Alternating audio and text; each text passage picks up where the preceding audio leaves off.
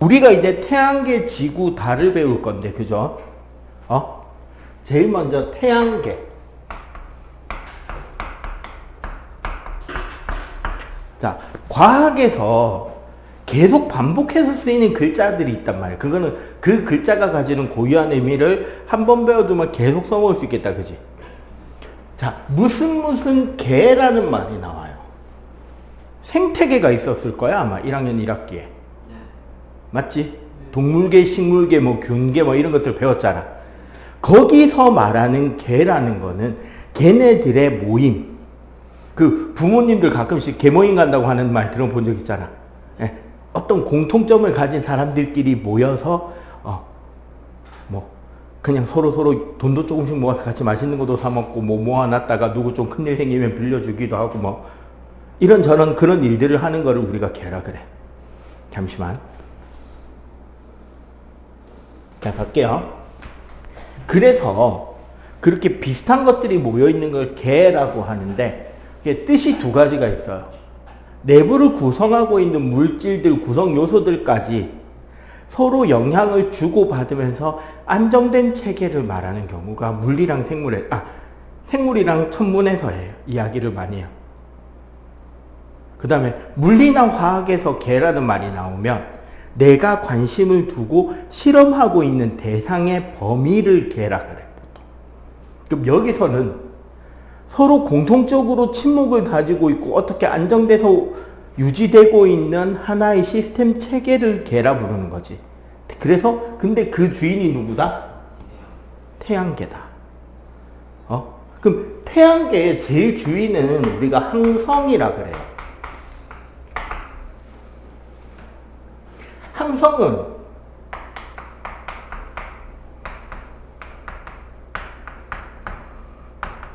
스스로 빛을 냅니다. 핵융합이라는 과정을 통해서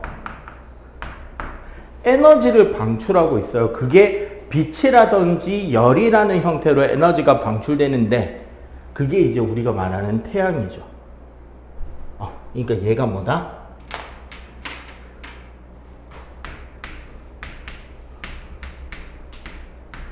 태양이에요.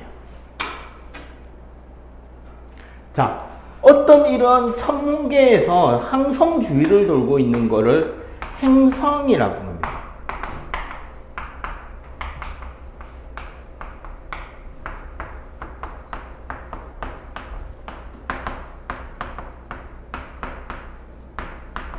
항성을 중심으로 항성 주위를 일정하게 빙빙 돌고 있는 녀석들 중에 좀 큰 녀석을 우리가 행성이라 그래.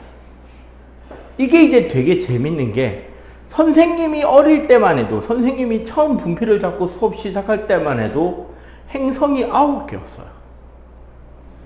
요즘은 8개로 고정이 됐죠. 수성, 금성, 지구, 화성, 목성, 토성, 천왕성, 해왕성. 옛날에는 요 뒤에 명왕성이 있었는데 얘는 빠졌잖아. 이 빠지게 된 것도 되게 재밌는 일이 있었어. 빠지게 되는 그 배경 이야기부터 재밌어. 봐봐. 지구는 우리가 살고 있는 별이니까 관측이 되죠.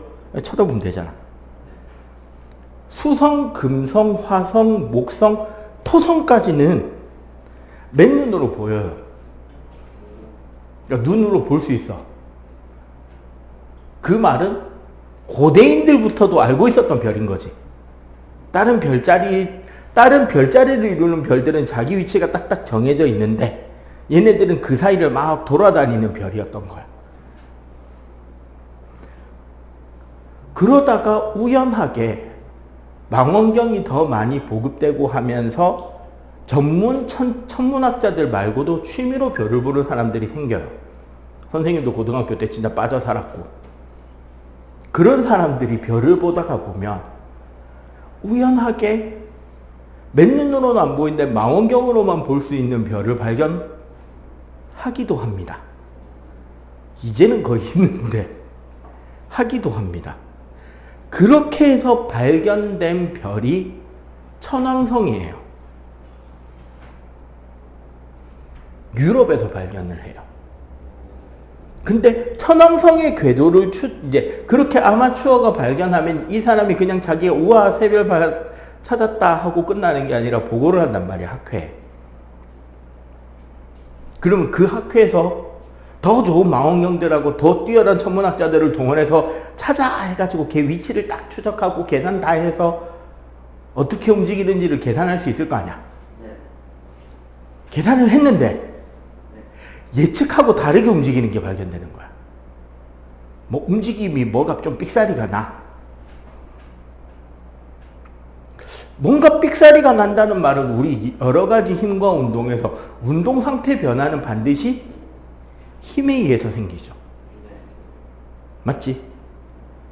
태양에 의해서 목성, 토성, 태양 요쪽에 의한 운동만으로 계산하니까 삑사리가 나는 거야.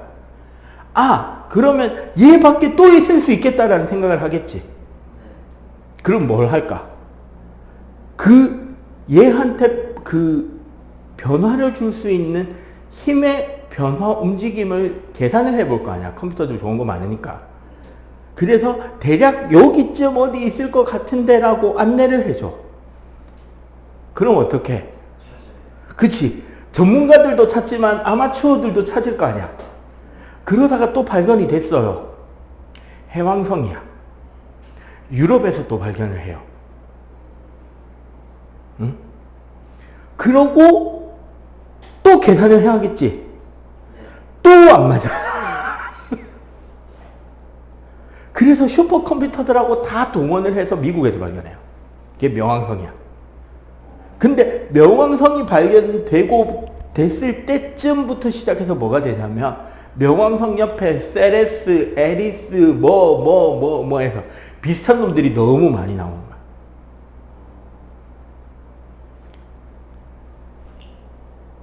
근데 명왕성까지는 행성이라고 일단 인정을 받은 상태였거든.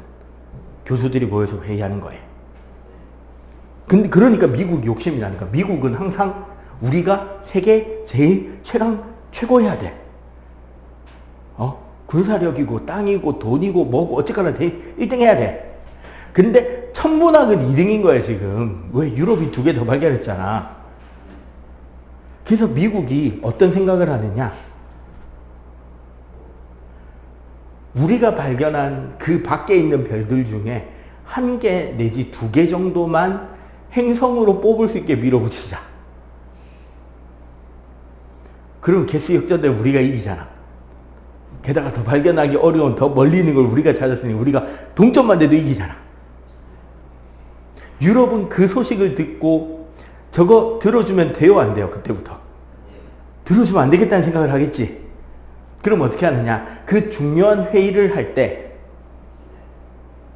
전 세계에 있는 그 천문학 교수들이 몇 명 이상이 모인 학술대회 토론에서 몇 명 과반수 이상이 투표로 돼야 그게 이제 정론으로 통과가 된단 말이에요. 교과서에 실릴 수 있어요. 그럼 미국이랑 친한 나라에서 그 학술대회를 하면 유럽이랑 친한 나라는 안 와. 머릿수가 부족하게. 그럼 유럽들은 쟤네들을 절대 안 됩니다 하고 행성은 여기서 끝입니다로 못 받고 싶잖아. 그럼 유럽이랑 친한 데서 또 그 다음 해는 또 학술대회를 열겠지. 그럼 미국하고 친한 나라들이 또 안 와. 이렇게 신경질적으로 시간이 지나가다가 너무 시간을 더 끌 수 없을 때 한 천문학자가 좋은 아이디어를 냅니다. 야, 이런 걸로 싸움박질하고 자존심 싸움 하지 말고 우리 다시 한번 근본으로 돌아가자. 도대체 행성이 뭔데? 어디까지 행성으로 받아줄 건데 규정을 딱 먼저 정하고 우리가 지금 행성이라고 부르는 거 그 다음에 새로 발견된 것까지 싸그리 하나하나 맞춰보자. 좋은 아이디어죠. 꾸덕꾸덕 할 만하지 이거는. 그래서 그 다음에 그 모든 교수들이 다 모여서 그 안을 통과시키고 조건을 잡아요. 첫 번째, 구형에 가까워야 돼. 그러니까 모양이 동그래야 돼. 막 울퉁불퉁 바위동 불량감자 모양, 고구마 모양 이러면 된다 안 된다? 근데 왜 동그래지냐면 별이 만들어질 때 맨 처음에 불덩어리 마그마 덩어리에서 출발하거든. 근데 이게 무거워야 마그마 덩어리가 완벽하게 돼요. 그리고 마그마 덩어리가 되면은 우주 공간은 무중력이잖아. 동그랗게 나온다는 거야. 근데 얘가 식을 때 자전하는 것 때문에 사실 적도가 조금 더 불긴 하지만 거의 동그랗게 나온다는 거지. 그럼 안 동그랗다? 이 꼴 크기가 딸린다. 맞지? 두 번째가 태양을 초점에 두는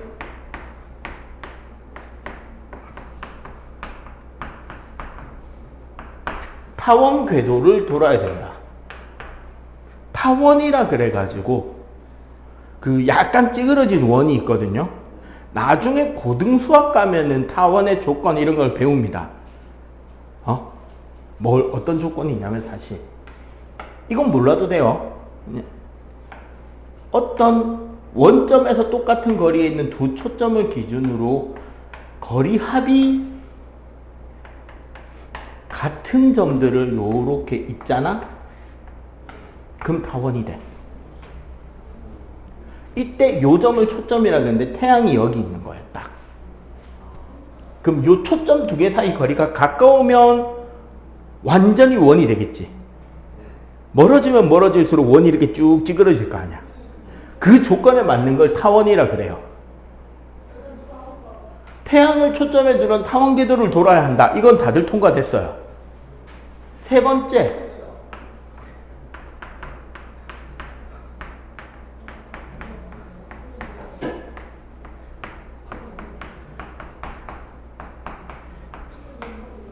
자기가 돌고 있는 공전궤도, 자기가 돌고 있는 그 라인에는 행성이 대장이어야 된다는 거예요. 완전히 지배를 하고 있어야 돼, 자기 땅을. 무슨 소리냐면 우리 지구가 돌고 있는 길이 있잖아요, 태양 주위에. 이 지구가 돌고 있는 길에는 딱 물체 두 개만 돌고 있어요. 지구랑 달. 근데 달이 지구 주위를 도는데 얘가 도는 것 때문에 지구가 흔들리거나 하지는 않아요. 왜? 지구가 훨씬 크고 무거우니까. 요 조건 세 가지를 행성의 조건으로 잡았어요. 그리고 요 세 번째 때문에 명왕성이 쫓겨났어요.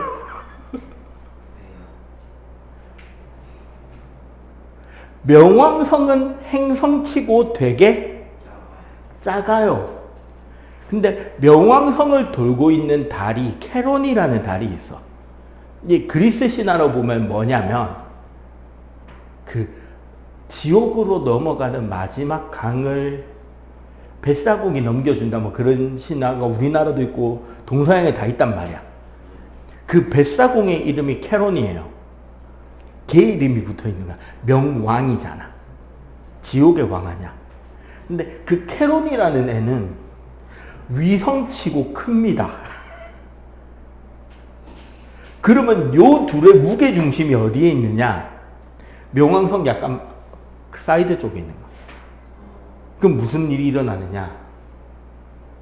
이 별이 공전하면서 명왕성이 흔들려 버려요, 가운데서. 그 우리 올림픽 종목 중에 포환 던지기 있죠? 투포환 말고. 그 무거운 쇠구슬에 요게 삿을 달아놓고 이렇게 돌리는 그 쇠구슬을 돌리기 위해서 그 던지는 사람 몸도 어떻게 돼? 이렇게 휘청휘청 돌잖아. 명왕성과 캐론이 그렇게 돌고 있는 거야. 그럼 명왕성은 캐론을 완전히 지배하고 있다라고 말하기가 그래서 쫓겨나요. 그리고 사실 명왕성이랑 아까 발견했던 애들 있잖아. 뭐 에리스, 세레스 등등등등등 다 부근에 같이 돌고 있는 거야. 야, 너희들 중에 대빵이 없네? 그럼 너희들은 행성 아님. 다 쫓겨내. 그래서 세 번째 쫓겨난 애들이 이 세 번째 조건에 쫓겨난 애들이 외소 행성이라고 별도의 그룹을 가지게 됩니다. 자, 그래서 우리가 이제 행성에 속하는 게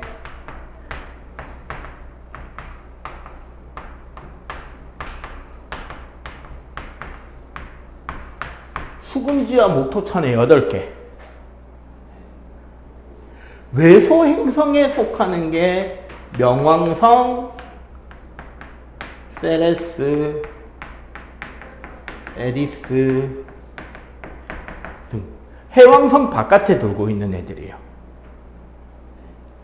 여기 안 된 애들만 모은 거. 이거 말고 또 돌고 있는 게 뭐가 있을까요?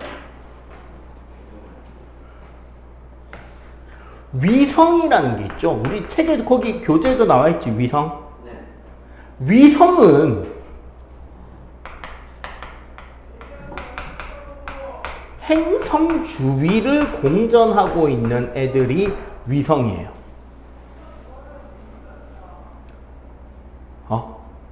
그럼 지구한테 누가 있다?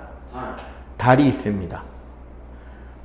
화성에 보면 데이모스랑 포보스라고 하는 두 개의 작은 달이 있는데 얘네들은 안 동그랗거든. 그 말은 뭐다? 크기가 작아요. 그리고 목성은 되게 유명하죠. 갈릴레오 갈릴레이가 망원경을 만들고 목성을 관측하다가 목성 주위를 돌고 있는 위성 4개를 발견합니다.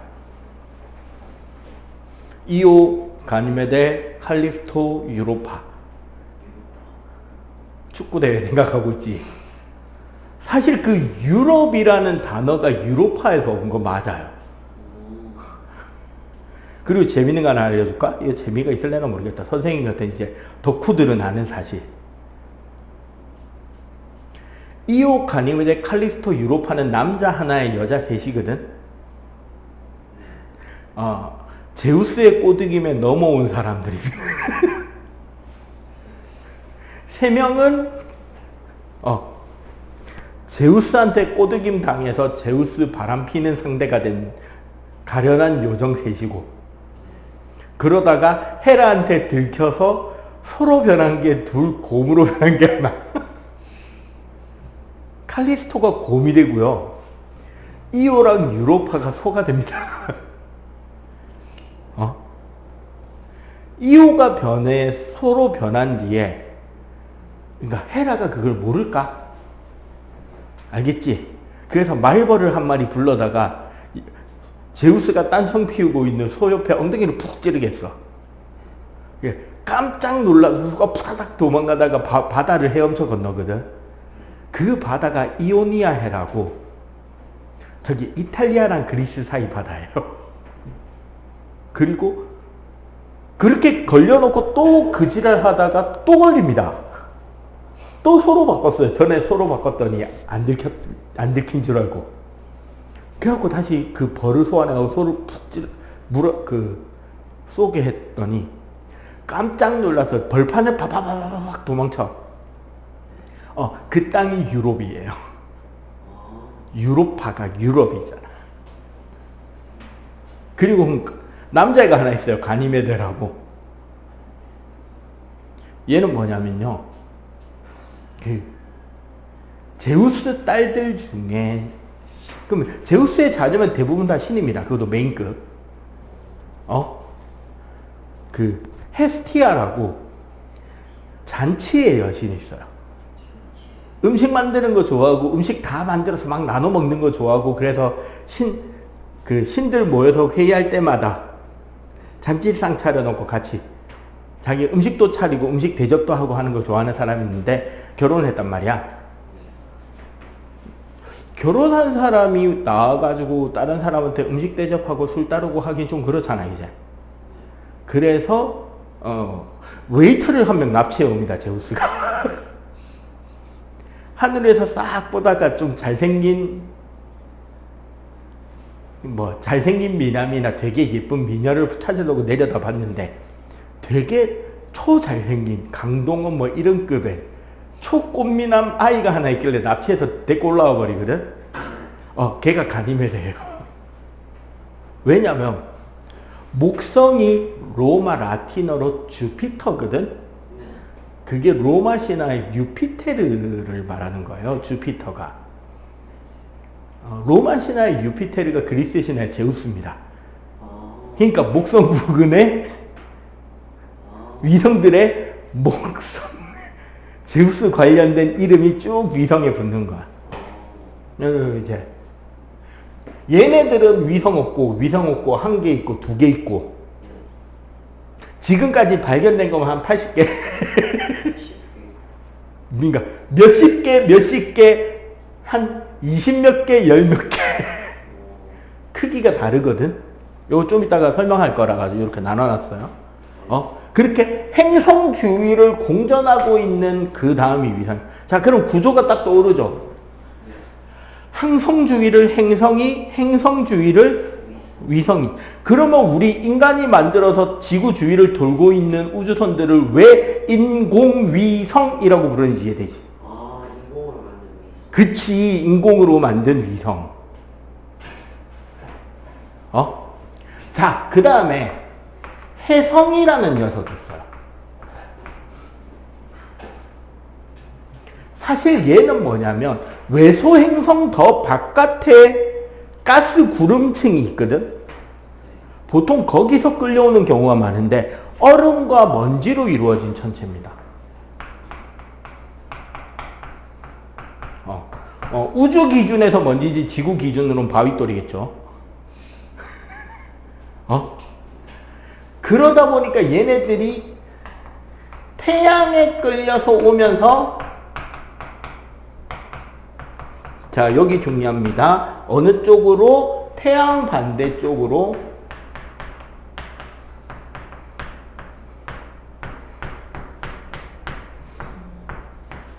긴 꼬리가 만들어집니다. 왜 꼬리가 만들어요? 사실은 녹아서 날아가는 거예요. 보통 혜성은 이렇게 그린단 말이야. 그러니까 여기 코어 그 핵이 있고 태양빛을 받으면 그것 때문에 이제 태양풍이나 이런 것 때문에 뒤로 날아가는 거야. 그럼 여기에 막 먼지가 흩어져 있겠지.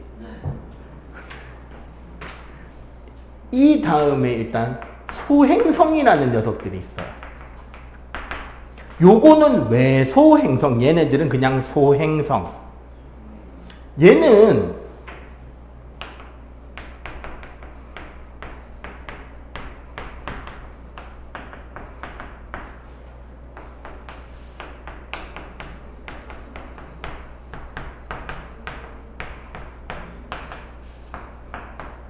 화성하고 목성 사이에 부서진 바위돌처럼 생긴 녀석들이 잔뜩 돌고 있어요.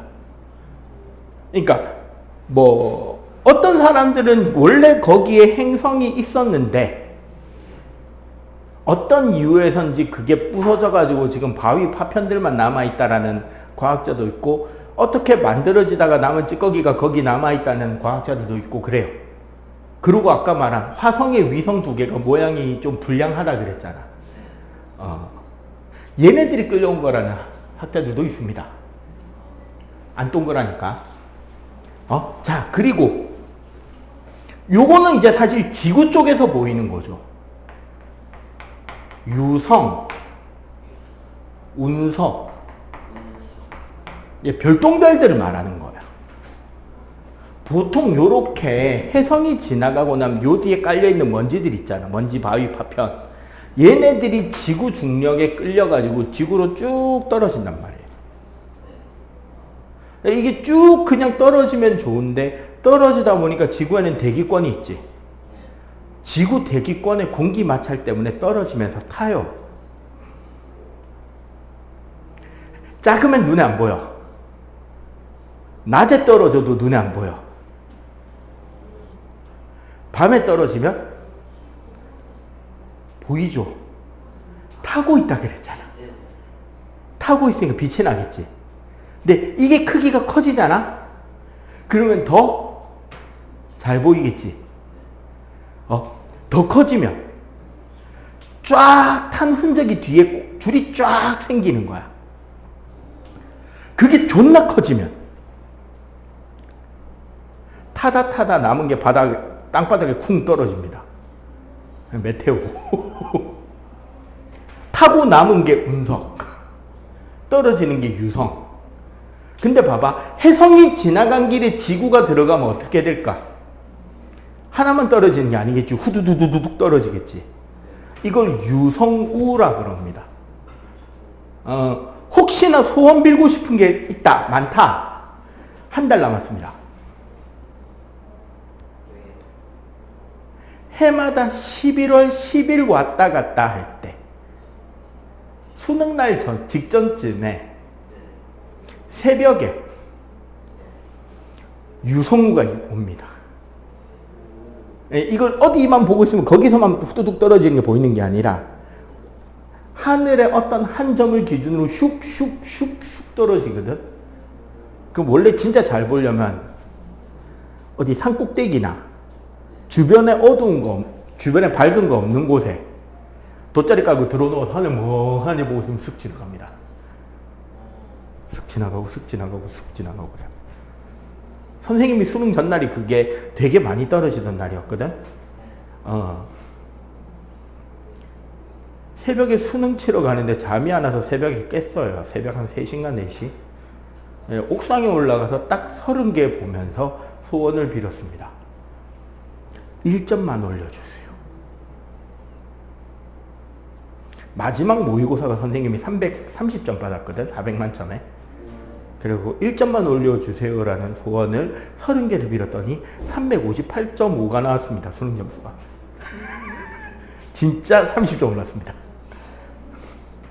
구라같이 진짜다. 소원 비는 방법. 별똥별이 떨어져서 사라지기 전에 똑같은 소원을 3번 빌어야 된다고 합니다.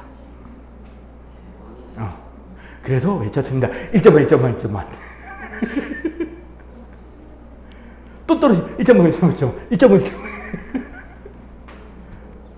어쨌거나 요런 녀석들이 태양계를 이루고 있는 녀석들이고, 그럼 이제 여기서 행성들에 대해서 하나하나 짚어가도록 할게요. 일단 요거 정리 좀 합시다. 지금 그 밑에 보면 우리 이제 각 태양계 행성들의 이름이 있고 맨 밑에 지구형 행성, 목성형 행성 설명이 있잖아요. 거꾸로 좀 할게요. 지구형과 목성형이 생긴 어떻게 구별돼서 생겼는지 원리부터 배우고 지구형이 뭐다, 목성형이 뭐다 배운 뒤에 각 행성별 특징 한 가지씩만 외우면 되거든. 그렇게 갈게요. 원래 별이 만들어질 때는 성운이라고 하는 가스 덩어리가 뭉쳐져서 별이 돼요. 지금으로부터 한 60억 년쯤 전에 지금 우리 태양계가 있는 자리에 별이 하나 있다가 뻥 터졌어. 이제 늙어 죽은 거예요. 초신성 폭발이 일어나면 뻥 터지면 그 가스가 쫙 흩어질 거 아니야. 그 흩어진 가스들이 딴 데서 모여서 만들어진 게 지금 우리 태양계거든. 맨 처음에는 이렇게 우리 태양계 성운이라는 놈이 만들어져요. 그러니까 우주 공간에 우리가 진공이다 진공이다라고 이야기를 하잖아. 근데 실제로는 진공이 아니에요. 진공이라고 말하는 정도가 어느 정도냐면 가로 세로 높이 1m. 머릿속에 딱 어느 정도 크기지 머리 딱 떠오르죠. 그 안에 원자가 1개 이하로 있으면 진공으로 취급합니다. 사실 없는 거랑 마찬가지예요. 좀 살짝 감이 애매할 수 있으니까 절대적인 비교를 해줄게. 지금 우리 여기 공기 있잖아. 지금 우리 여기 교실 안에 공기가 가득하죠? 공기 22리터에 공기 분자가 총 몇 개 있냐면요. 원자가 아니라 분자가 네. 6 곱하기 10의 23승계가 있습니다. 만, 억, 조, 경, 해 6,000해 개가 존재합니다. 어디에? 22리터에. 아까 우리 가로 세로 높이 1m라 그랬잖아. 얼마냐면 1000리터입니다.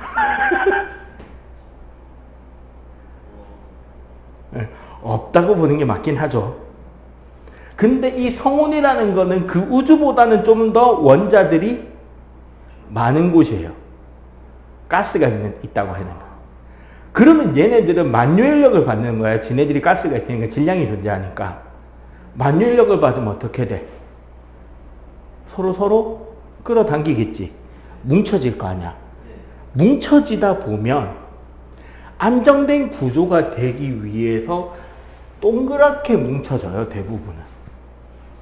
이렇게 동그랗게 뭉쳐지면서 지네들끼리 부딪히다 보니까 열이 나기 시작해요. 압축이 되면서. 그러면서 열과 빛이 나옵니다. 이거를 원시 태양이라 그래요. 계속 압축되고 있겠지. 네. 참고로 요거는 중등과학이 아니고요. 네. 재미있게 들어보는 통합과학인 거 고등학교 과학입니다. 네. 그때 되면 요거 배울 거예요. 네. 아마 내가 할 확률이 높아 보이긴 합니다. 그런데 문제는 얘네들이 다 태양으로만 뭉치냐? 그게 아니고 남는 다 좀 덜 뭉쳐진 녀석들이 있을 거 아니야. 네. 그럼 걔네들은 어디에 모이냐면 이 원시 태양의 적도에 이렇게 원반처럼 모여요. 그리고 이게 원반 형태로 모이는 이유는 멈춰 있는 게 아니라 이 태양이 그 축을 중심으로 돌아요. 돌면서 뭉쳐지는 거야. 그러면 이 주변의 가스들도 어떻게 된다? 태양이랑 똑같은 방향으로 돌아요. 그럼 이렇게 돌다 보면 이 가스층이 원반이 점점점 타이트하게 뭉쳐질 거 아니야. 그러면 이 안에서 또 지네들끼리 뭐 한다? 뭉쳐요. 그래서 원반이 점점 시간이 지나면서 뭐가 되기 시작한다?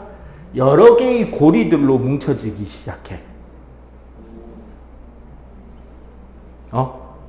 이렇게 되고 가운데 원시 태양이 쭉 압축되다가 온도가 1000만 켈빈에 도달하면 1000만 도시가 되면 1000만 정도 되면 도시나 켈빈이나 별 차이 안 나거든. 1000만 켈빈에 도달하면 수소 핵융합이라고 수소가 뭉쳐져서 헬륨이 되는 핵융합 반응이 일어납니다. 이게 원래 뭐였냐면 소니에서 만든 스파이더맨 있죠. 맨 처음에 스파이더맨 시리즈에 스파이더맨 2에서 문어 박사, 거미 박사, 문어 박사 요 목 뒤에 로봇팔 4개 달려있는 그 아저씨가 뉴욕항에 태양 만든다고 개지랄 했던 그때 만들어지는 태양 에너지 뿜어 나오는 게 일어나기 시작해요. 자, 그렇게 해서 진짜 태양이 만들어지고 나니까 이 태양이 에너지를 방출할 거 아니야, 이렇게. 그지? 태양이 에너지를 방출하면 어떻게 되느냐? 요 안쪽 공간은 온도가 높다, 낮다? 높고, 바깥쪽은? 낮겠죠. 그러면 어떤 애들이 안쪽에 남고 어떤 애들이 바깥에까지 날아가느냐? 안쪽에는 녹는 점이 높은 원소들이 좀 버텨요. 그럼 주로 남은 게 뭐냐? 한글로 적어줘야지. 너희들은 중1이니까. 원소기호 아직 모르잖아. 철, 규소, 니켈, 산소. 얘네들이 남아. 그럼 밖으로 밀려난 애들은 수소, 헬륨,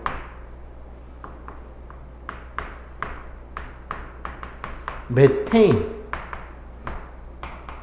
암모니아 같은 가스들이 밖으로 날아가요. 얘네들은 끓는 점조차 낮은. 그래서 어떻게 안쪽에는 주로 고체 성분이 남고, 기체. 그렇지, 바깥으로 날려간 건 기체예요.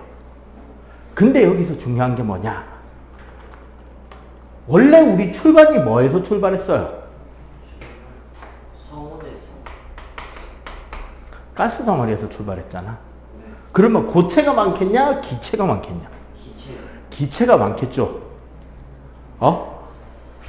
얘네들이 질량이 더 큰 상태로 이제 바깥에 훨씬 많은 질량들이 날아가고 안쪽에는 좀 적은 질량들이 돌면서 자기네들끼리 뭉쳐져서 행성이 된단 말이야. 응? 그럼 얘네들은 어떻다? 질량이 작으니까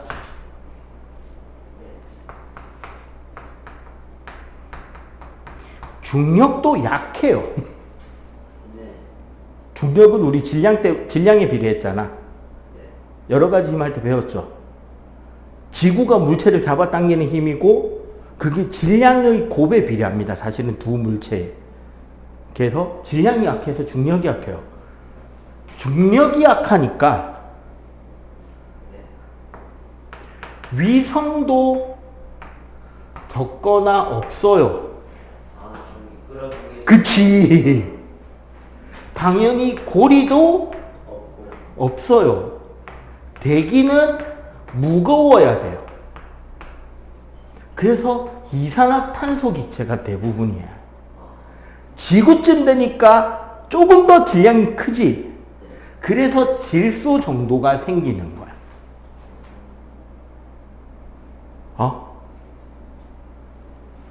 그럼 여기는 여기는 중력이. 자, 질량이 크니까 중력도 크고 위성이 있고. 위성이 졸라 많고 고리도 있고. 고리도 전부 다 있고 되게 가볍고. 대기는 가볍다 못해서 없다.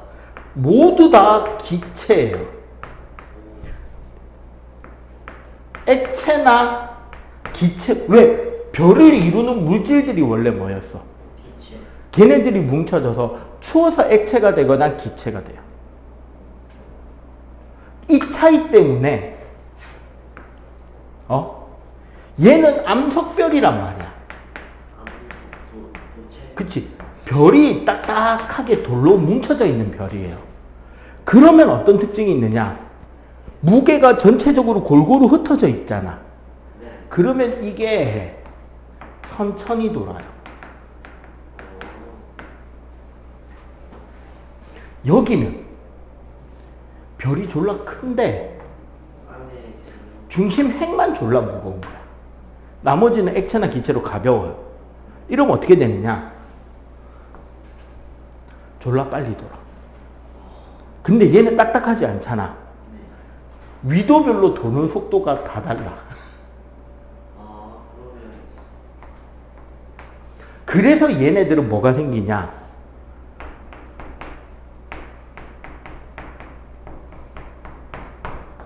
줄무늬. 목성이나 토성 보면 가로로 이렇게 줄무늬 있는 거 보이잖아. 네. 이것 때문에 생겨요.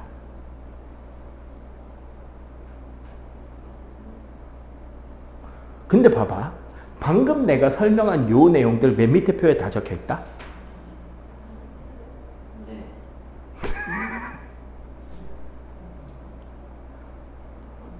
자, 우리는 방금 어떻게 공부했어요? 이걸 내가 외우게 시켰어요. 왜 그렇게, 어떻게 우리 태양계가 만들어졌는지 하나하나 이야기하면서 원리를 설명했어요. 요즘 사실은 요즘 과학 트렌드, 핵심 트렌드가 이쪽이에요. 융합, 통합 이렇게 나오면서. 사실 교육계가 맨 처음에 바란 건 스토리텔링이었어. 원리에다 설명해. 원리를 선생님들이 알고 선생님들이 학생들한테 원리를 설명해주고 다른 단원들과 연계를 듣고. 그럼 여러분들도 요즘에 서술형 강화 하잖아. 네. 사실은 뭐냐, 여러분들이 알고 있는 걸 남에게 이야기처럼 전달하기 위해서 쓸 수 있어야 된다가 교육 목표였단 말이에요. 문제는 뭐냐, 학교 선생님이 이거 준비가 안 되네요, 선생님들이. 그러니까 어쩔 수 없이 선생님들은 그 선생님들이 해오던 10년, 20년, 30년 자기네들이 해오던 대로 뭘 하고 있다? 중요한 내용들 가르치고 외워. 왜 그렇게 되는데요? 그냥 외우면 돼. 나중에 배울 거야.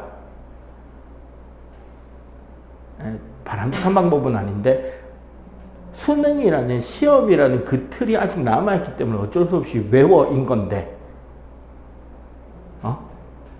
난 적어도 맨 처음에 배울 때는 중등 범위에서 좀 벗어나더라도 이런 걸 한 번이라도 들었으면 다음에 여러분들 복습하고 시험 기간에 외우고 할 때 생각이 한 번은 더 날 거 아니야. 시험 칠 때 기억은 한 번 더 날 거 아니야. 나중에 요거랑 관련되는 내용을 배울 때 전에 이게 이거였는데 하면서 기억이 날 거 아니야. 그게 쌓이는 게 과학이에요. 하나하나. 그랬으면 좋겠다 싶어서 이렇게 하고 있는 겁니다. 그러면 그래서 요 앞에서 만들어진 얘네들을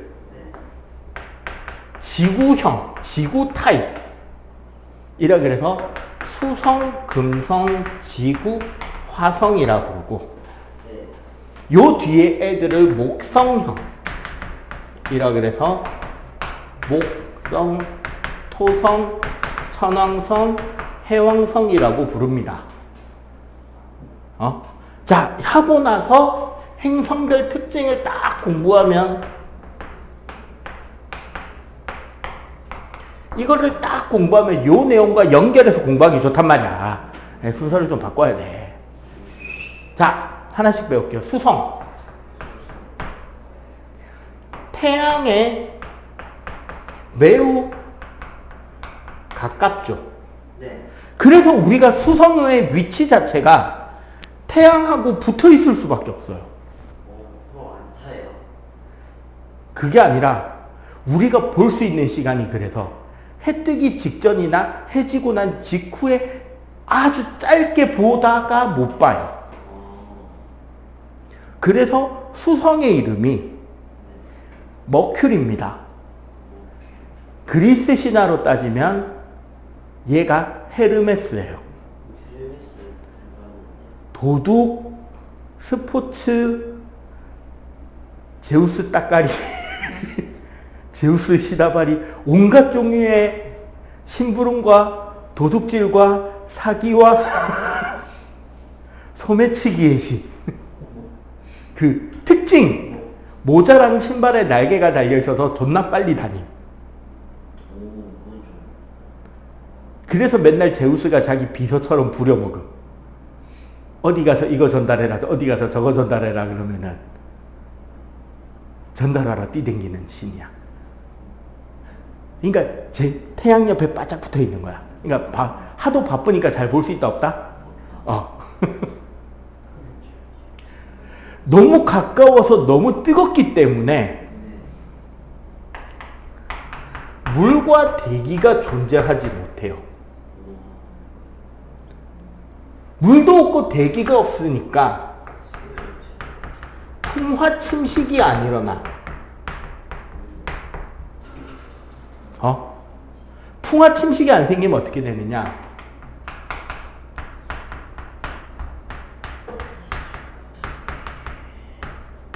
운석 구덩이가 졸라 많아요.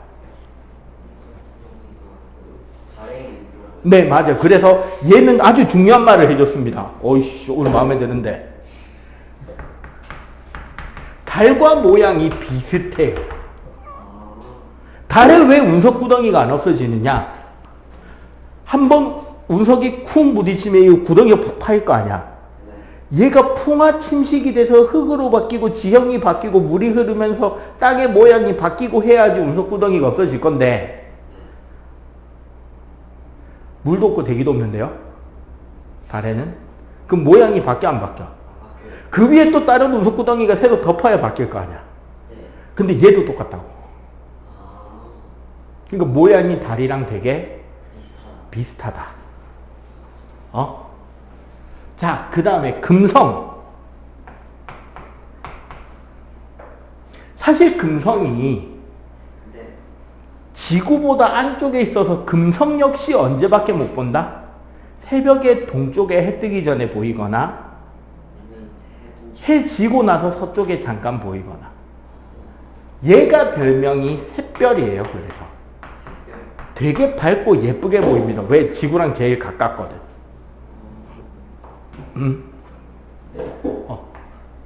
지구와 가까워서 밝게 보이고, 얘는 특징이 뭐냐면 90기압짜리 이산화탄소의 대기로 이루어져 있습니다. 우리 지구 공기 압력을 1기압이라고 할 때 수성은 기압이 90기압이에요. 공기가 졸라 많지. 근데 그 공기가 전부 다 뭐다? 이산화탄소. 네, 이산화탄소입니다. 우리 이산화탄소 하면 딱 떠오르는 단어가 있지 않냐? 온실가스, 온실기체. 야, 지구의 이산화탄소가 몇 프로인지 아냐? 0.03%입니다. 지구 기체 중에 0. 그치. 지구 기체 다 털어서 78%가 질소, 21%가 산소, 아르곤이 0.1%, 이산화탄소가 0.03인가 0.04예요. 근데 그게 지금보다 늘어난다고 온실효과 온이 많이 하고 있는데 90기압 전부 다 이산화탄소입니다. 온실효과가 쩔겠죠? 그래서 표면이 500도 이상입니다. 이게 켈빈 단위인지 섭씨 단위인지 맨날 헷갈리는데 어쨌거나 어떻다 표면이 졸라 뜨겁다. 너무 뜨거우니까 대류 현상이 되게 활발하겠지. 그래서 우리는 금성의 표면을 볼 수가 없어요. 밖에서는. 모래먼지가 계속 일어나서. 이게 금성이 노랗게 보이는데 그게 모래먼지로 뒤덮인 대기예요. 지구는 건너가도 되겠죠? 네. 지구는 패스. 그 다음에 화성. 화성 그림을 좀 그릴게요. 네. 전체적으로 별이 무슨 색이다? 붉은색. 붉은색입니다. 그래서 금성이 그래서 네. 그 로마 신화로는 비너스라고 부르고요. 그리스 신화에서는 아프로디테입니다. 아프로디테. 미의 여신이에요. 예쁘다고. 자, 화성. 붉은 색깔의 핏빛 별입니다. 사실 이거 녹슨 철이에요. 그러니까 화성 모래는 거의 철가루입니다. 그래서 붉게 보여요. 빛이 반사가 돼서. 근데 화성에서 제일 중요한 건 뭐냐면 여기 위에랑 밑에 극관이라고 하는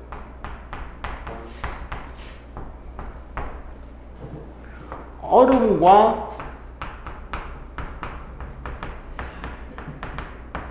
드라이 아이스로 된 양쪽 극이 있는데 얘가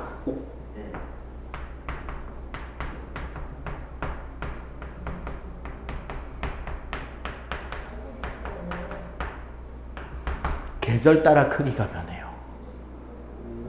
겨울 되면 여름 되면 그래서 물 흐른 흔적이 있을 수도 있다. 물 흐른 흔적이 발견된다는 거야. 왜? 얼음이 녹으면 뭐가 돼야 돼요? 지하수가 있을 수도 있다. 그래서 생명체가 있을 수도 있다. 막 그런 이야기가 나오는 게 여기인 거지. 화성은 0.1기압의 이산화탄소 대기니까 사실 온실 효과는 거의 없어요. 이게 화성의 핵심은 극관에 대한 설명이야, 결국. 극관이 있는 게 화성이다. 목성. 가장 크다. 목성부터는 그림을 좀 그릴게요. 보통 목성 하면 이 눈깔이 그림 봐봐. 목성. 그치, 딱 눈가리가 보이죠? 얘를 뭐라 그러냐면, 대적점이라고 하는 소용돌이입니다. 움직이잖아요. 그러니까 쉽게 말해서 초대형 허리케인이 고정된 것처럼 거기서 계속 돌고 있는 거. 예, 폭풍우처럼 이게 돌고 있는데, 이거 크기가 지구보다 큽니다. 요 안에 지구 한 10개 들어갈걸? 크기로. 되게 커요. 10개까지는 아니고 한 5개 들어간댔나? 어쨌거나 되게 크다고 합니다. 목성이 가장 크고 무겁고 위성도 많고 뭐 어쨌거나 제일 졸라 크다로 가면 돼요. 얘가 아까 말했죠. 주피터. 즉 제우스입니다. 자, 토성.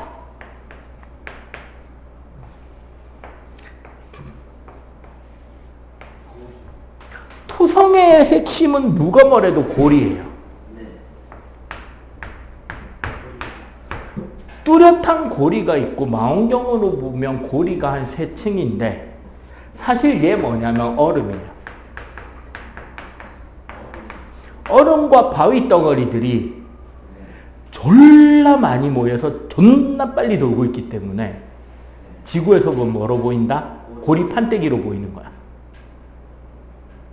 그리고 얘는 특징이 뭐냐면 밀도가 0.73입니다. 물이 1이거든요. 밀도가 작으면 위로 뜨고 밀도가 크면 가라앉잖아, 부력에서. 그러면은 만약에 토성을 띄울 수 있는 초대형 수영장을 만들 수 있다면 토성은 물에 둥둥 떠다닐 수 있어요. 이거 말고 조금 더 이야기하자면 토성은 또 특징이 하나 더 있습니다. 토성을 돌고 있는 위성 중에 타이탄이라는 위성이 있어요. 거신 뭐 이런 뜻이잖아. 위성인데 졸라 크거든요. 그리고 토성 정도 되면 태양으로부터 정말 멀잖아. 많이 춥잖아. 그래서 그런지 모르겠는데 토성의 위성인 타이탄은 위성 주제에 대기와 바다가 있습니다.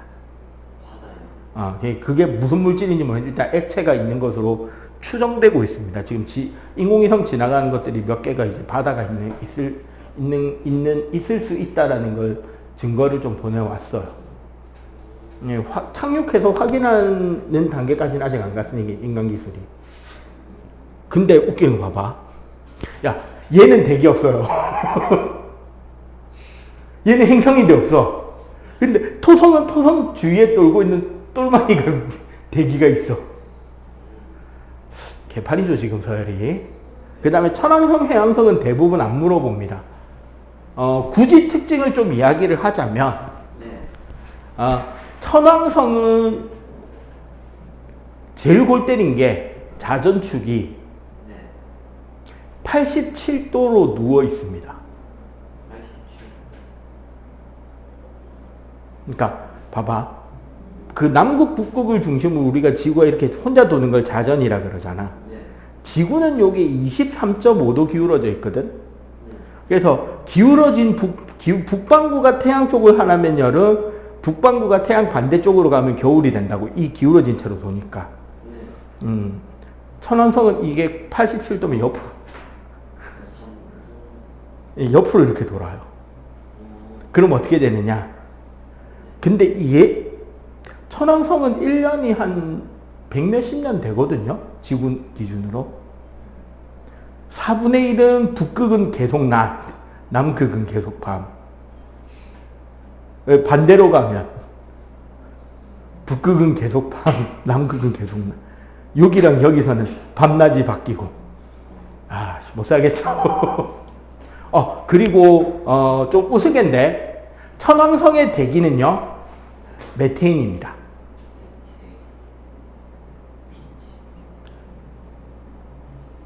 광기가스가 메테인입니다. 왜? 해왕성은 대기가요. 메테인에 암모니아 추가입니다. 제약이죠. 천왕성은 그래서 뭐 그림에 그런 특징이 없는데 해왕성은 요건 그림이 좀 있어요. 여기 보면 까만 점이 하나 있어요.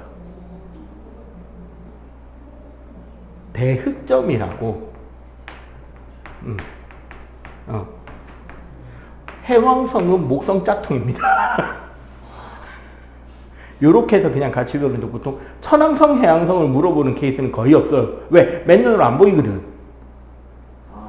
그럼 행성의 특징을 물어본다면 어차피 어디서 끝난다? 대부분? 잘 아는 거니까 네, 토성까지로 컷이 나와요. 대부분은. 오케이? 자, 여기 필기마저 다 해주세요. 저 그림도 해요. 간단하게 그릴 수 있는 건 저거는 여기는 안 그려도 돼. 여기는 요거는 안 해도 됩니다. 그러면 썰어 여기 그러니까 요 선에서부터 이렇게 그려주면 좋아요. 오케이? 자, 태양은 딱 그림 하나로 다 설명해야 돼요. 원래 그 별들이 태양 같은 항성들은 크기에 따라서 내부 구조가 좀 다르거든. 중등은 내부 구조를 배우진 않는데 내부 구조를 알면 알게 되는 것들이 되게 많아요. 태양 정도 되는 별은 그 내부가 세 층으로 이루어집니다. 중심 핵에서부터 안쪽 층에서 뭐가 일어나냐면 복사라고 하는 에너지가 빛의 형태로 방출이 되는 층이 안쪽에 있고 바깥 층에 뭐가 생긴다? 대류가 일어나는 층이 생겨요. 태양보다 더 큰 별은, 그러니까 태양보다 한 3배에서 5배 더 커지는 별은 요게 반대가 돼요. 안쪽에 대류가 일어나고 바깥쪽에 복사층이 생기거든. 근데 일단 태양은 바깥쪽에 복사층이 생겨. 자, 우리 태양 구조 표면에 뭐가 있다?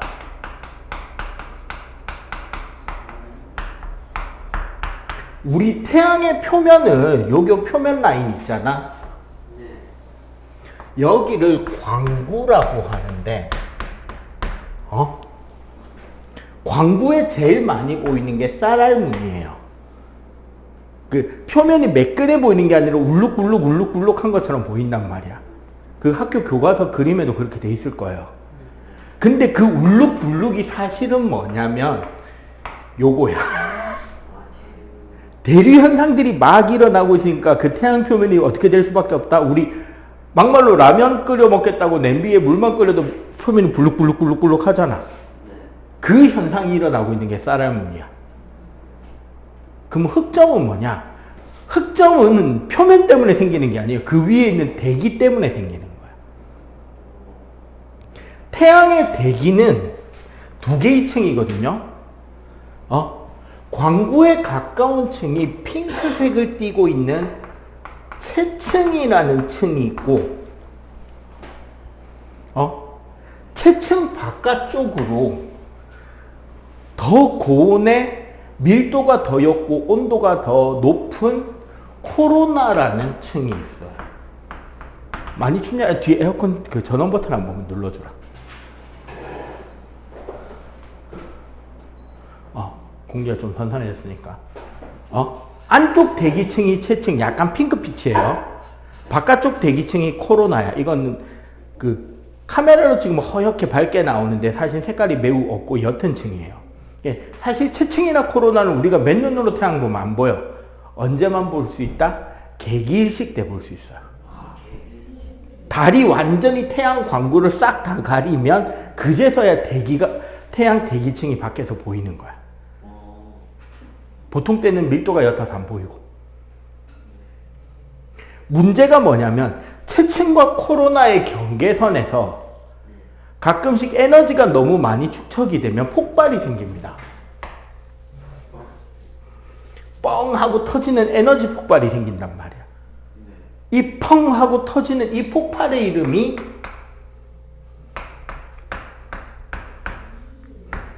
플레어야. 이렇게 뻥 하고 폭발이 터지면 그 폭발력 때문에 태양 표면으로도 밖으로도 입자가 영향을 미칠 거 아니야. 이 폭발력 때문에 이 부분의 태양의 태양 표면의 대류 현상이 방해를 받아요. 근데 대류라는 거는 입자가 이렇게 휘휘 돌면서 에너지를 전달하는 거란 말이에요. 근데 여기는 대류가 덜 일어나네? 온도가 높다 낮다 그러면 주위보다? 여기서 열이 나와야 되는데 여기는 잘 못 나오는 거야. 낮아지겠지? 낮아지면 밝기도 어떻게 될까? 에너지가 덜 나오니까. 어두워지겠지? 여기가 흑점이에요. 요게 흑점이야. 흑점은 엄청 크게 보여요. 그렇게 큰 건 아니에요. 그냥 점으로 보여요. 태양 표면, 이만한 표면에. 이렇게 점, 이렇게 점이 보여. 그 점 위치도 태양이 자전하니까 움직입니다. 표면에 생긴 거니까. 그래서 여기 흑점. 온도가 주변보다 낮은 흑점이 생길 거고, 플레어가 터지면서 상대적으로 밀도가 높은 채층의 대기와 폭발하는 에너지 가스들이 불꽃이 돼서 코로나층에 이렇게 둥그렇게 뿜어져 올라와요. 이게 홍염이야.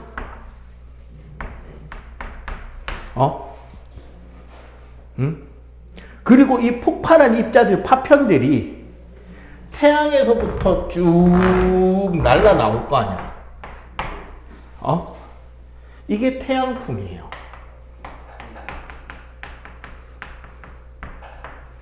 이 태양풍이 지구로 오면 무슨 일이 생기느냐? 오로라가 생깁니다. 전파방해가 생겨요. 그 손흥민 축구 경기 중계 이렇게 보다 보면 가끔씩 화면 지지직거리면서 현지 위성 사정 어쩌고 저쩌고 화면이 고르지 못해서 죄송합니다 한 번씩 뜨잖아. 이것 때문이에요. 우리 지구 대기층 밖에 전리층이라고 전파 반사해주는 층이 있는데 이 날라오는 것도 이온이거든. 그러니까 얘네들이 충돌하면서 잡음이 생겨서 전파 전달이 잘 안 되는 거야. 그러면 화면이 상태가 안 좋아지는 거죠. 이해가 되지? 그리고 얘가 뭐도 한다? 인공위성도 고장을 일으킵니다. 요런 것들이 일어나는데, 그럼 사실 봐봐. 흑점, 플레어, 홍염, 태양풍은 다 똑같이 일어나네, 동시에. 얘가 그러면은 언제 이게 많이 생길까? 태양이 활발할 때, 태양이 활동이 둔할 때. 활발할 때. 에너지가 넘쳐서 터지는 거란 말이야. 네. 그럼 태양이 활발할 때 많이 터지겠지? 네. 이게 몇 년 주기다? 11년 주기다.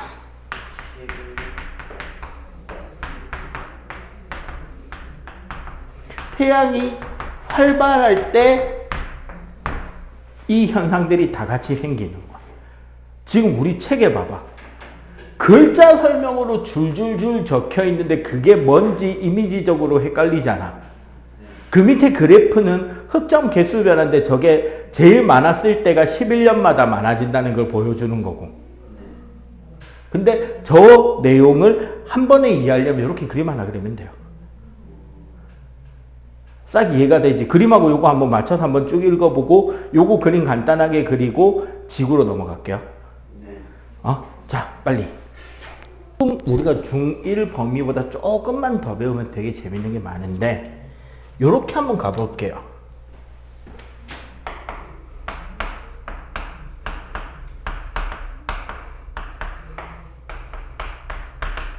지구 자전 주기가 얼마인지 아는 사람? 자전 주기 하루? 네, 하루죠. 자전이라는 건 지구가 혼자 제자리에서 이렇게 삥 도는 걸 자전이라 그러잖아. 네. 주기가 하루.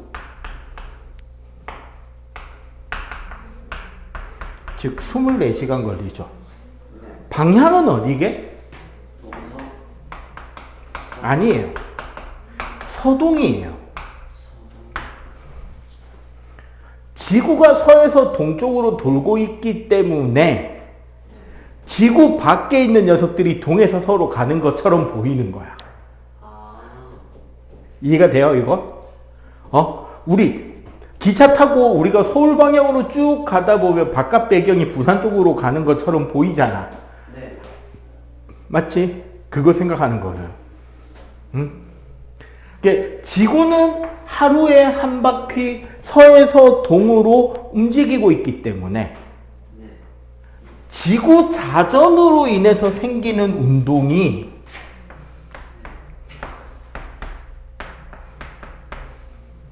일주 운동이에요. 일주 운동의 뜻이 뭐냐면 네. 하루가 1일이 주기 운동한다. 운동이에요. 지구 밖에 천체들이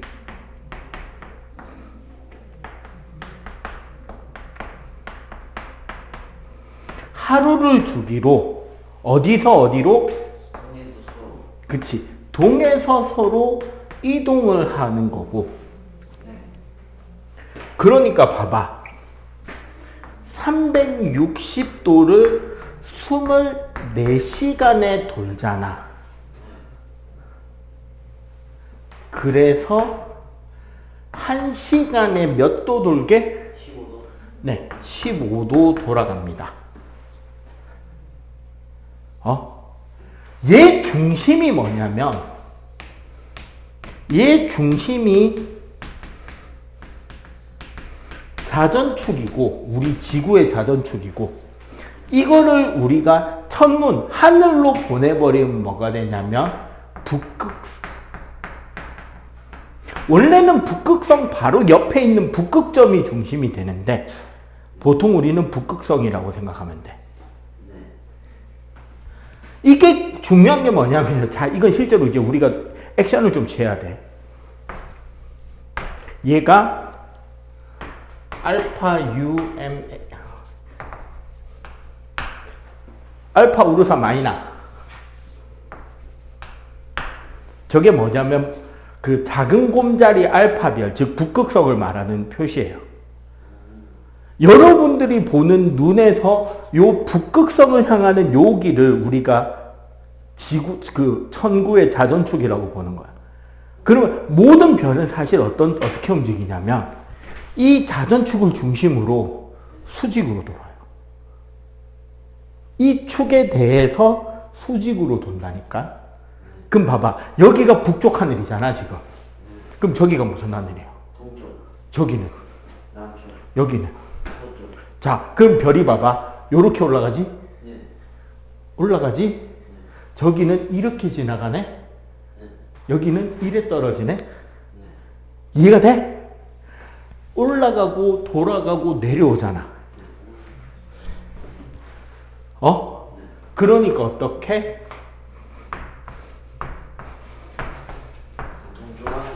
동쪽, 남쪽, 서쪽 하늘의 별이 이렇게 움직이는 거야. 그래서 올라가고 지나가고 내려오는 거야. 근데 여기 잘 봐.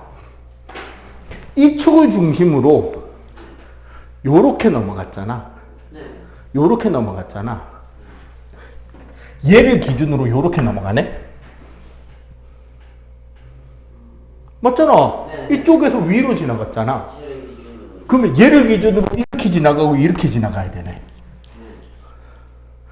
자, 이게 북쪽 하늘이에요. 아, 이렇게 뺑글뺑글 도는. 그치. 요 얘를 기준으로 이렇게 도니까 별이. 아, 그쪽으로 보이고. 이해가 돼요? 그럼 거기 그 별 그림 봐봐. 하나, 둘, 셋, 넷. 북쪽 하늘의 그림이 요 옆에 있잖아. 여기 있잖아, 지금 그림이. 얘가 여기 있어야 된다니까. 여기 있고, 요렇게 도는 거야, 그래서. 여기 돌아가는 거랑 반대로 돈다고, 위쪽이. 이해가 돼요, 요 그림? 그리고 이게 돌아가는데 요 각도가 예를 들어서 60도다. 몇 시간? 60도면 4시간. 4시간. 45도다? 3시간. 90도다? 6시간. 왜? 1시간에 15도. 네. 이 되게 지구가 빨리 돌기 때문에 지구 밖에 있는 별들의 일주 운동은 전부 다 동해서사야. 태양이든 별이든 달이든. 해가 어느 쪽에서 떠요? 동쪽. 별은, 동쪽. 달은, 왜? 사실 걔네들이 움직이는 게 아니라 누가 움직이는 거다? 지구가 움직여. 그치. 지구가 존나 빨리 1시간에 15도 도니까 나머지 별들도 움직이는 게 있는데 달도 움직이고 있고 태양도 지구도 사실 공전이라는 형태로 움직이고 있는데 그 움직임은 이거보다 어떻다? 엄청나게 느리니까 티가 난다? 안 난다. 그리고 일주 운동은 주기가 하루니까 어떻게 반복돼? 매일매일. 오케이? 네. 필기하면 되겠죠? 꼭. 이제 공전 좀 배울게요. 아까 자전하고 좀 이제 비교해서 배워볼 만하겠지? 공전. 자, 주기는 1년이에요. 365일이지. 네. 방향도 서로 네. 똑같네. 왜? 아까 우리 태양계 만들어지는 원리 그림 배웠잖아요. 태양이 있고 원반이 돌면서 그 도는 거 안에서 돌면서 그러니까 돌아가는 방향이 어떨 수밖에 없다? 같이 도는 게 가장 자연스럽잖아. 이해가 되죠? 근데 여기서는 중요한 게 있어요. 중심이 누구냐, 이거. 중심 태양. 네. 이것 때문에 공전이 자전이랑 다른 게 나타나요. 뭐냐면, 그 맨 밑에 있는 우리 천구 개념의 일부, 황도 12궁 그림 있잖아. 네. 그 동그란 링 그림 있죠? 네.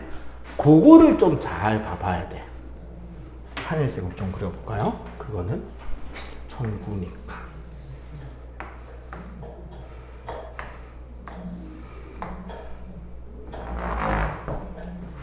자, 대략 천구 개념 조금만 가져와 볼게요.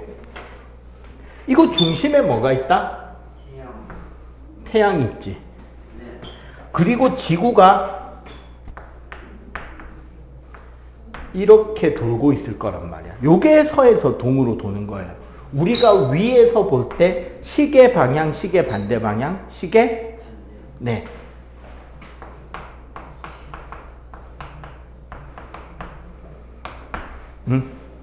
근데 문제는 뭐냐면 봐봐. 여기가 이 1번, 여기가 이 2번이라고 할게요. 근데 우리는 지구에 살고 있잖아. 네. 그럼 우리가 볼 때 태양이라든가 다른 별은 지구에서 보는 하늘 천정에 붙어 있는 것처럼 보이잖아요. 네. 무슨 소리인지 알겠지? 네. 그럼 어떻게 되느냐 봐봐. 이 원에서 보는 태양은 여기에 붙어 있다고, S1에. 네. 이 2에서 보는 태양은 여기에 붙어 있겠지. 네. 맞지? 자, 지구가 요렇게 돌고 있잖아. 네. 태양도 요렇게 돌고 있네. 응? 공전 때문에 생기는 운동이 연주 운동이에요. 그치? 1년이 주기인 계절 따라 변하는 운동이란 말이야. 맞지? 1년이 지나야 반복이 되고 계절 따라 변하는 운동인데 태양의 연주 운동은 네. 서에서 동으로 지구랑 같은 방향으로 도는 거고. 오. 어? 요 밖에 있는 별들은 지구가 요렇게 가니까 이렇게 도는 것처럼 보이겠죠. 네. 그래서 별자리의 연주 운동은 동에서 서로 갑니다. 일주 운동은 전부 다 동서였잖아. 왜? 지구가 지구 혼자서 지 혼자 돌고 되게 빨리 도니까. 근데 태양의 나머지 별의 연주 운동은 지구 공전 때문에 생기는 운동이라서 태양이 지구 연주 운동 방향과 어떻다? 똑같다. 네, 똑같게 돌아야 돼요. 유일하게 똑같은 거예요. 네. 지구 자전 공전 태양의 연주 운동이 서에서 동. 일주 운동 전부 다 동서, 별의 연주 운동 동서. 근데 요 두 개는 사실 뒤에 이 말까지 외워야 돼. 태양의 연주 운동은 별자리 기준에서 서에서 동으로 가는 거고, 별의 연주 운동은 태양을 기준으로 볼 때 동에서 서로 가는 거야. 온도를 24도로 맞추니까 더워지냐? 어떤 문제가 나오냐면 태양이 서쪽에 졌을 때 서쪽 하늘의 별자리 혹은 어떤 별의 위치를 매일마다 관측한다 라고 해요. 왜 매일마다 관측해야 되느냐? 잘 봐봐. 365일에 한 바퀴잖아. 네. 360도가 365일에 움직이잖아. 네. 하루 몇 도? 하루에 1도밖에 안 움직여. 네. 그럼 매일 같은 시간에 별자리를 관측했더니 아니면 며칠 간격으로 별자리를 관측했더니 해가 질 때 그 별자리 무슨 별자리를 그리지? 황소자리 그릴까? 황소자리가 V자 모양으로 생겼어요. V자를 여기에 플레이아데스라고 전바퀴가 이렇게 있단 말이야. 이 V자 위치가 점점 내려오더라는 거지. 별자리 이동 방향이 이쪽이잖아. 이게 무슨 소리냐면 여기가 서쪽 하늘이잖아. 그럼 여기가 동쪽이죠, 상대적으로. 그러니까 별자리가 내려오는 게 별의 연주 운동 동에서 서로 가는데 뭐를 기준으로 태양의 위치를 고정했을 때 같은 시간에 해가 질 때 서쪽 하늘을 보니까. 그럼 이걸 반대로 생각해봐. 이 황소자리를 기준으로 매일 관측한다면 태양의 위치가 여기서 점점점 올라오지 않을까? 봐봐. 태양을 기준으로 했더니 별자리가 내려왔잖아. 그럼 별자리를 기준으로 하면 태양이 올라가야지. 네. 그래서 태양이 서에서 동으로 간다. 요건 이해가 되죠? 자, 그 다음에 한 가지 더. 여기 우리 황도 12궁 있잖아요. 봄의 별자리, 여름 별자리, 가을 별자리, 겨울 별자리하고 몇 월에 무슨 자리 이런 것들이 있단 말이야. 태양이 지나는 별자리, 오늘 밤에 그 뒤에 뭐라고 적혀 있냐? 한밤중 남쪽 하늘에 보이는 별자리 적혀 있잖아. 저게 무슨 소리인지를 설명해 줄게요. 자네 혹시 생일 며칠이야? 저 6월 16일. 쌍둥이 자리네? 잘 알죠? 생일 언제야? 저 4월 13일. 4월. 사자? 아닌데. 양자리. 양? 맞네. 자, 내가 이렇게 쌍둥이 자리를 되게 잘 맞춘 이유가 뭔지 가르쳐 줄까요? 내가 깨자리거든. 내가 쌍둥이 자리 다음 자리예요. 선생님이 6월 말 생일이란 말이야. 자, 예를 들어서 오늘이 6월 16일 네 생일쯤이라고 생각하자. 그러면 오늘이 여기가 6월 16일. 그럼 오늘 태양에 있는 여기가 쌍둥이 자리 위치라고. 그럼 쌍둥이 자리는 오늘 볼 수 있어요? 못 봐요? 못 봐요. 못 보지. 태양이랑 같이 뜨고 같이 지는데 어떻게 봐? 그러면은 어느 자리가 보이느냐? 반대편? 네, 여기가 오늘 밤 자리잖아. 네. 그럼 얘는 몇 월 별자리가 되냐? 12월 별자리가 된다고. 아 6월에 12월 왜? 이거 한 바퀴 도는데 얼마 걸려? 예요. 그럼 반 바퀴니까 몇 년? 6개월. 네. 그러니까 쌍둥이 자리는 한겨울에 보여요. 그러니까 쌍둥이 자리는 여름철 별자리. 여름철의 생일인 거야. 여름철 생일인데 겨울에 보이는. 그치? 그러면 겨울철 생일인 사람은 별자리가 무슨 자리가 되냐? 궁수자리, 정갈자리, 천칭자리가 돼요. 아 맞네. 궁수, 정갈, 천칭이 한여름에 보이는 별자리거든? 그러면 생일은 몇 월달? 겨울달 별자리가 돼.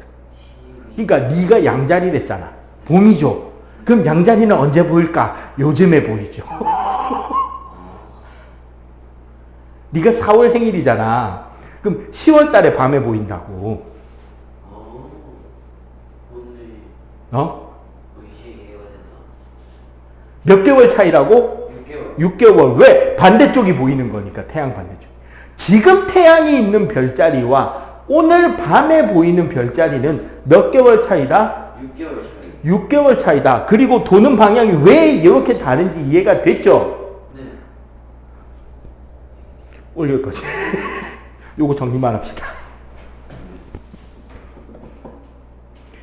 자, 다음 주에 달하고 기체 들어갈게요.